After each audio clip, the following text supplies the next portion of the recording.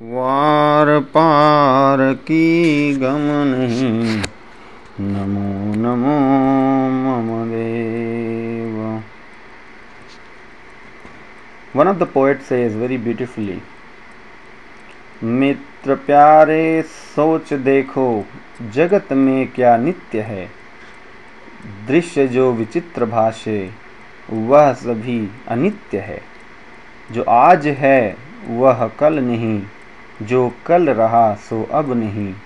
प्रकृति का सब खेल है, हर पल बदलता सब सही. तो जागो लोगो मत सुओ, ना करो नींद से प्यार. जैसे सपना रैन का, वैसा यह संसार. आलस निद्रा त्याग कर, जाग भजन में लाग. जीवन समय अमूल्य है, फिर ऐसा कह पार. Ups and downs are the nature of Prakriti, but joy and sorrow, all of the changes in Prakriti, is all generated by us.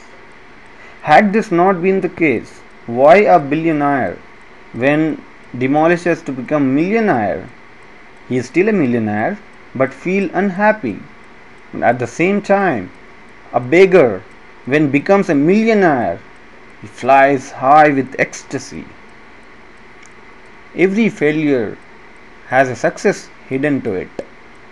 A successful failure is the one where you take this opportunity to grow stronger. There are many live examples that teaches this very the very truth. Take the example of Lucy Ball. Lucy Ball, she set her mind on becoming an actress very early in her age. She left high school at age 15 and with her mother's blessing enrolled in John Murray Anderson Drama School in New York City. Though she auditioned repeatedly and failed, she was also told that she had no talent and was never accepted to the school.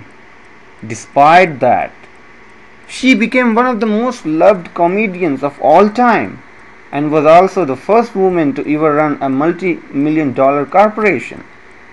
Michael Jordan, only a year after joining the team as a 10th grader, he was cut from the varsity team. He was cut from school. He was not recognized as a player. But this only pushed him to work harder at perfecting his game. And today, who doesn't know Michael Jordan as the greatest player in basketball? Some says that he is the greatest player in all other games. From all other games, whatever player you take, the passion that he has, the skill that he has, it doesn't match. Nobody matches to him. Thomas Edison, he was a poor student. When a schoolmaster called him stupid, why? Because he wasn't good at study. His furious mother took him out of the school and proceeded to teach him at home.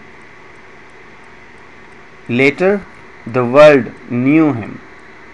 It is he who is remembered today when you switch on the electric bulbs in dark night. Walt Disney, he was fired by a newspaper editor because he lacked imagination and had no good ideas. He went bankrupt several times before he built Disneyland. Today, the Disneyland in California is world famous for most creative theme park. Dhirubhai Ambani's journey from a dispatch clerk to a great Indian entrepreneur. Amitabh Bachchan's journey from a rejected actor for his bad voice to become the greatest actor in Bollywood talk the same fact. The very ephemeral nature of Dukha and Sukha. Dukha and Sukha are like winters and summers that will eventually come and go. If we are strong with our vision, the success is bound to happen. Sukha is bound to arrive. How to remain blissful amidst the unfavorable situations? A professor was delivering lectures on the Vedas to a few students.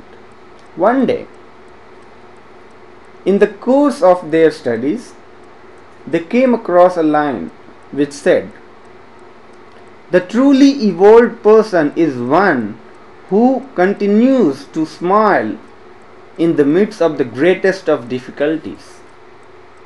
The young students had a problem in accepting this statement at its face value. If we are truly in difficulty, how is it possible for us to smile under such conditions? Finally, he asked the professor himself. Professor took off his spectacles, looked at his young pupils thoughtfully, and said, "My dear student, to be perfectly honest with you, I myself cannot answer this question. The truth is that I too cannot smile when I am in the midst of difficulties. At such moments, I seem to forget how to smile." All the student then was surprised. The teacher who is teaching us the technique that keeps smiling in the midst of difficulties, he himself is not able to do that.